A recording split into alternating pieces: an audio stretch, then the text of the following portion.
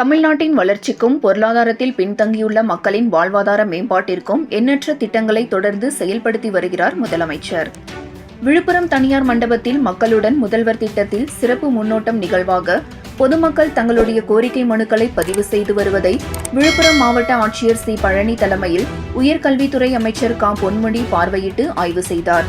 தமிழக முதலமைச்சர் அவர்கள் தமிழ்நாட்டின் வளர்ச்சிக்கும் பொருளாதாரத்தில் பின்தங்கியுள்ள மக்களின் வாழ்வாதார மேம்பாட்டிற்கும் எண்ணற்ற திட்டங்களை தொடர்ந்து செயல்படுத்தி வருகிறார்.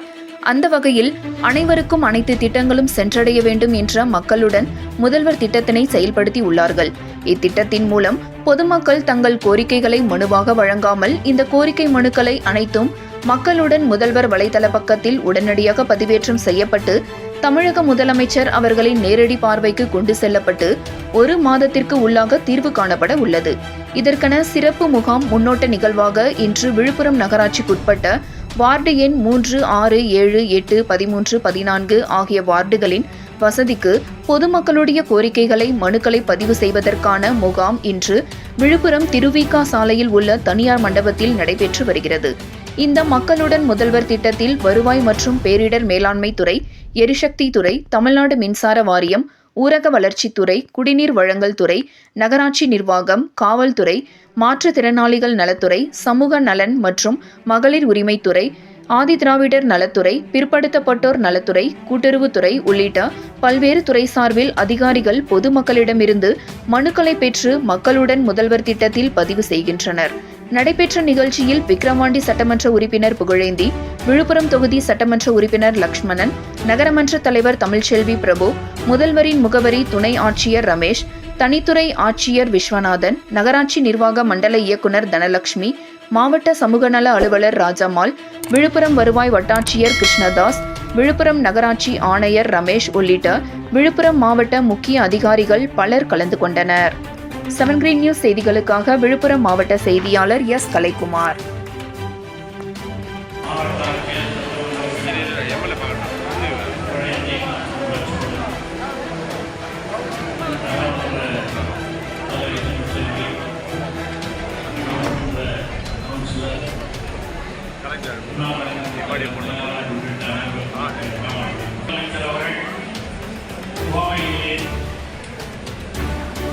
மக்களோடும் தவர் என்ற திட்டத்தை வைத்திருக்கிறார்.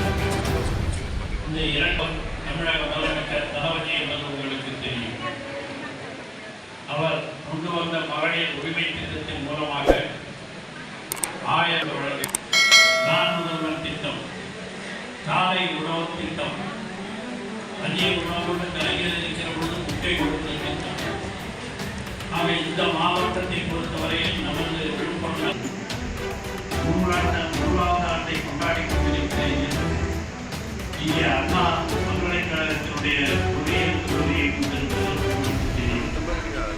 ஆகவே சென்னையிலே ஏற்பட்ட வெள்ளத்தை நீங்கள் பார்த்திருப்பீர்கள். அந்த வெள்ள காலத்திலே கூட அவர் சுற்றி வந்த அனைவருக்கும்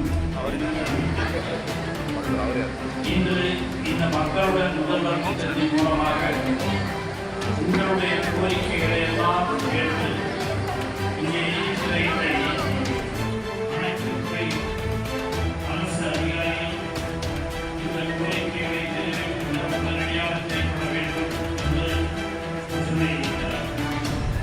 ஆகவே இந்த 13 துறைகளிலும் உங்கள் குறைகளை எடுத்து சொல்லி அவைகள் இங்கே அமர்ந்திருக்கிற இந்த இமெயில் மூலமாக 22ஆம் தேதி 4:47:42 அதேபோல 6/1/2024 31, 36,